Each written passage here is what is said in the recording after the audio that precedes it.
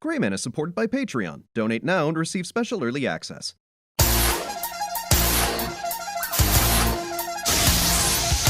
Hello, welcome back. I am the Greyman, and we are tearing ass through Mega Man 3 right now. Let's go on to Needleman, whose entire body is just his face. So on top of making a killer robot out of tops, and making a killer robot out of snakes, Dr. Wily just took a look at this one dude, and he's like, not only does he need needles, his entire body needs to be face, just nothing but. He needs to look like fucking Olmec from Legends of the Hidden Temple. Which, I heard they're rebooting? I have no idea if that was an actual thing. Like, any time, because they reboot so many things now, I just kind of take that with a grain of salt. You know, like, hell, technically they, were trying to reboot Mega Man, arguably, with Mighty Number 9. That's one thing that kind of makes it a little depressing for me talking about Keiji Inafune's involvement so much, because, you know, I just play this, and after Mighty Number 9, it's just kind of like, just, you know, just thinking back to better days. Better days when you just had a bunch of robots made out of needles.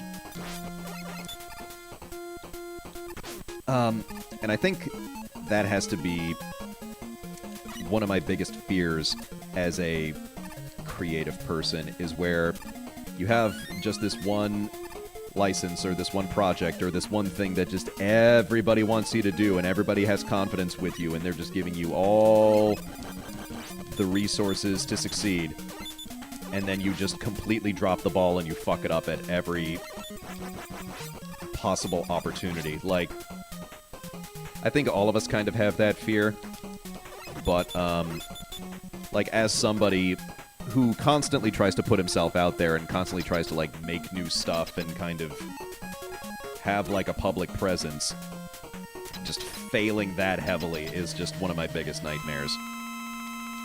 And not to say I've done anything like that that will ever reach that level. I probably won't. But I just... And I always wonder, just like, are you aware of it just in the moment? Do you just not have any self-awareness? Oh god, I can't pause while I use this thing. Okay, good. Because I think the most reasonable thing that they could have done with Mighty Number 9 was just kind of, because they got like $4 million from the Kickstarter, and I think after the fees and after taxes and everything, like, that basically kind of boils it down to $2 million, which is still a very healthy production budget. Like, they should have lowered their scope, just done a PC release, and then if that sold and that was successful, then you port it to other stuff. Then you have the solid game that everybody likes. But things didn't work out that way, because he kept on trying to do the multi-platform stuff.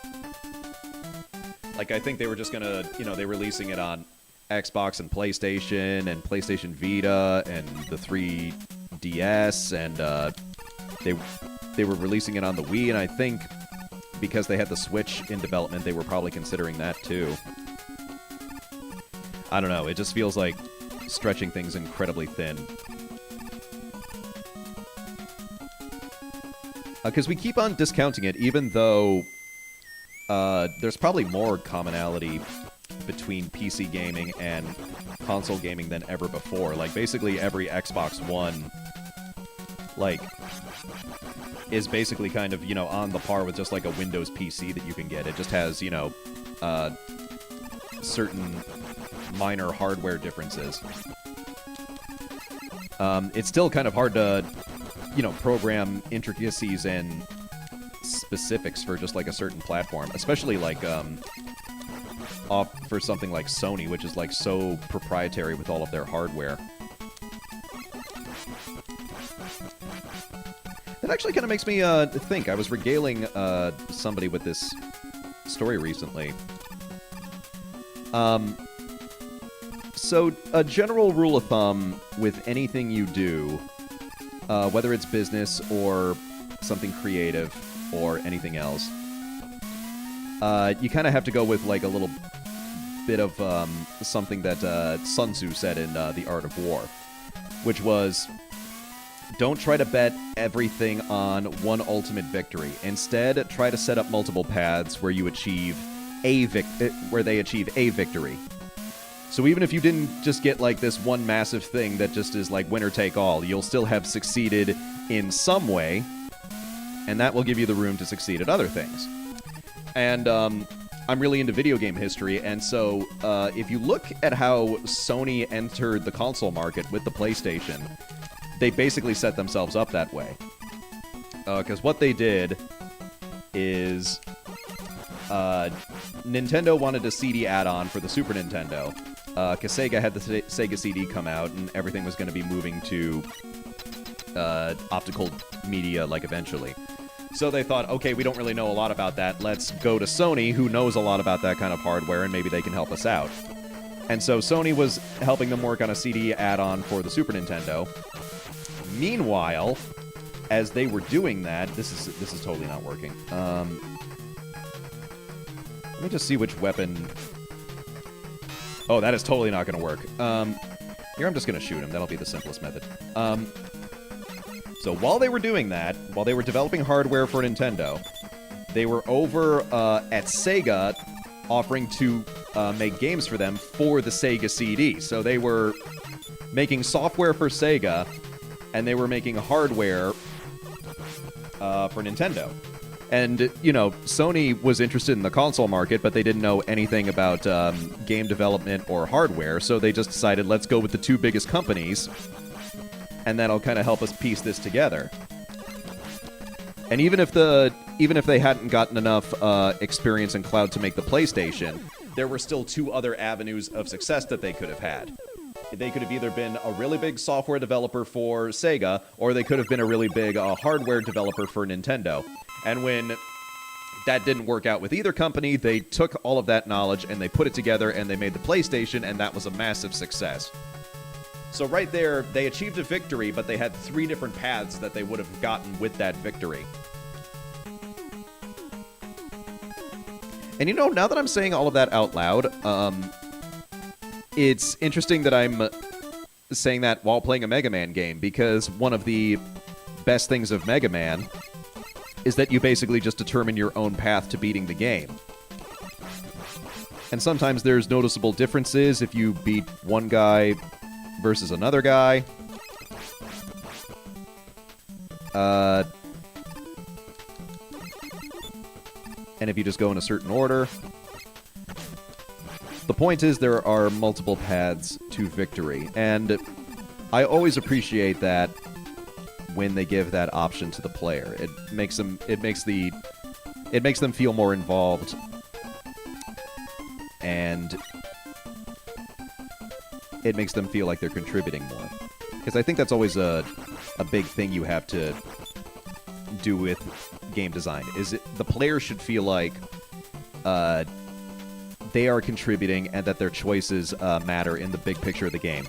Also, I haven't really asked what the deal is with Hardman. I fought, like, giant fucking bees outside, and now I'm fighting monkeys inside this cave.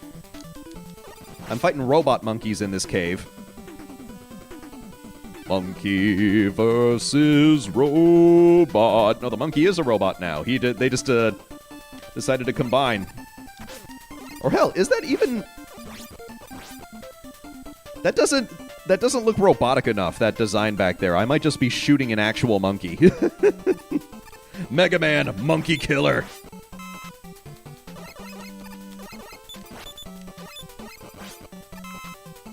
Oh, something I haven't talked about yet. I just assumed that when I first played this game in kindergarten, I just assumed that it worked like any other Mega Man game. And so when I had these segments right here, I didn't know enough about the slide move yet. And so I'd just be like, how do I get there? I don't know how to get there yet. Mom, I don't know how to do it. I didn't realize I just had to press down and A, and that solved the entire thing. I keep on telling these stories, and I feel like I'm giving off the impression that I am not a smart kid. Or I wasn't a smart kid. Ah, I'm covered in bees! Get them off me!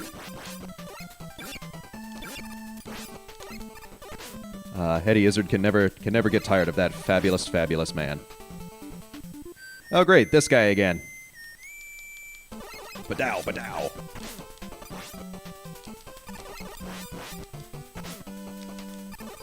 There's always that joke that Mega Man is nothing but jumping and shooting. That's literally all Proto Man does.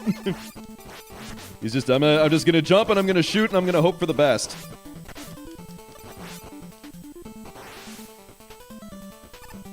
And that's another instance of showing how the story of this game is not conveyed very well.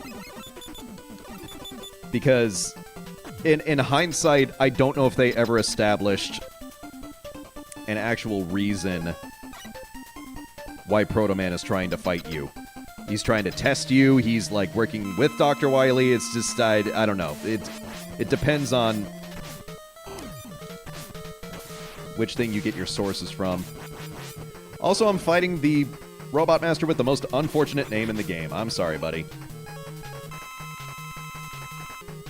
Whoa! And I am already... I want to say I'm already kicking his ass.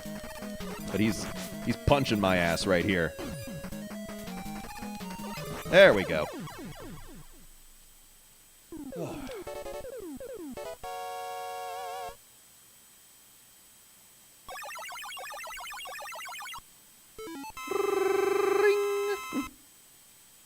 I think this has to have the most shrill refill sound that they have in any of the Mega Man games. But that is neither here nor there. And yay, we get to go on to Dr. Wily's palace, but wait. Oh no. Who are these guys? What's going on here? Who am I fighting? I don't know. I guess we'll find out in the next episode. Bye-bye.